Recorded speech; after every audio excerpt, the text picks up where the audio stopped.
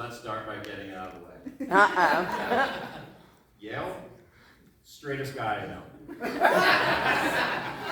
As many of you are aware, I've basically been trying to convince Yale that he was gay since the time he came out of the womb. But here we are celebrating his marriage to Brittany.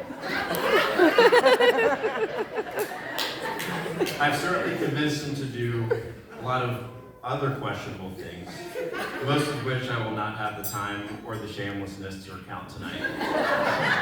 However, you can be sure that finding the perfect match to be his wife is all him. Way to go, buddy.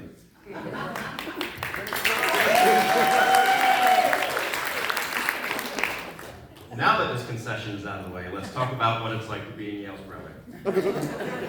To start, Hop became one of my nicknames in college. Literally, my nickname was Yale's brother. I was asked if I was Yale's brother so frequently that on my 21st birthday, my college roommates presented me with a cupcake decorated with the words, Yale's brother. I went to undergrad at Temple, so I wasn't too far from home.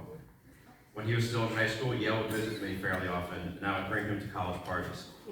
I knew he didn't appear physically out of place, since he already had a fuller beard than most college students.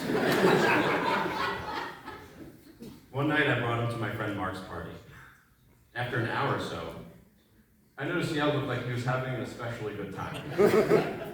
I asked him how he was doing, to which he emphatically replied, "Joey, I'm doing great." So I asked him how many beers he had, and he responded, I think 8. During this party, he also struck up conversation and danced with the girl my friend Mark had a crush on. Mark congratulated Yale on our way out, telling him, "Dude, nice job." Yale, stone-faced, responded, "Yeah, she was okay." The next time I saw this attractive college girl, she approached me to ask, "Hey, you're Yale's brother, right?"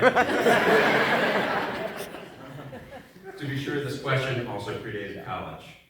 At the beginning of my junior year of high school, my gym teacher approached me and asked the proverbial, "Are you Yale's brother?" He told me he had taught Yale's 6th grade health class the previous year. He chuckled as he recounted the time Yale got into a debate with another kid in the class. Teacher said that when he clarified that Yale was correct, Yale called his classmate a butt dumpling. The teacher told me he had no choice but to pull Yale out of class, but could not contain his laughter even in a moment. There was another teacher at the high school who, for whatever reason, was not a fan of mine. That was until my junior year when he became the middle school wrestling coach, at the same time Yale started wrestling. When he figured out we were brothers, all he wanted to talk about were the things Yale said and did at practice. In one of Yale's first matches in 7th grade, Yale's mouth started bleeding, likely because his braces caught the inside of his cheek. Naturally, Yale started crying. The wrestling coach looked over at me in the stands and burst out in uncontrollable laughter. Thanks to Yale, that teacher's attitude toward me completely changed after that. Wrestling played a big part in our relationship growing up. You might still see traces of this when Yale tries to put me through a table at the end of the speech. Yale came with me to wrestling camp when I was going into my senior year of high school, and he was going into 8th grade. High school wrestling coach assumed Yale was going into 9th grade, so he scheduled Yale matches against high schoolers. Coach was not terribly thrilled with me when he found out Yale was still in middle school, and I had kept silent as Yale's face was getting dragged across the mat by high schoolers. But the ass kicking paid off because Yale became a much improved wrestler in 8th grade, winning his first tournament. The whole family was there to see Yale's win. Our dad looked at me and very proudly said, "Incredible." It's unfair that Dad wasn't there to see the rest of your big wins and accomplishments, or to be here celebrating you and Brittany today.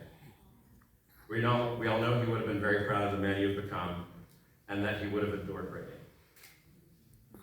That said, I probably wouldn't describe him in quite the same words you did in your speech at Amanda's wedding. I won't repeat the refrain here, but just so everybody has a rough idea of how it went over. When Yale said the phrase, winning us across the venue, heard our mom exclaim, "Somebody take his microphone!"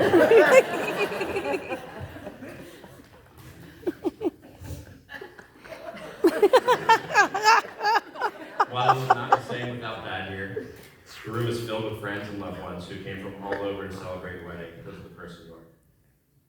You even got Mama on a plane, which is like partying the Red Sea.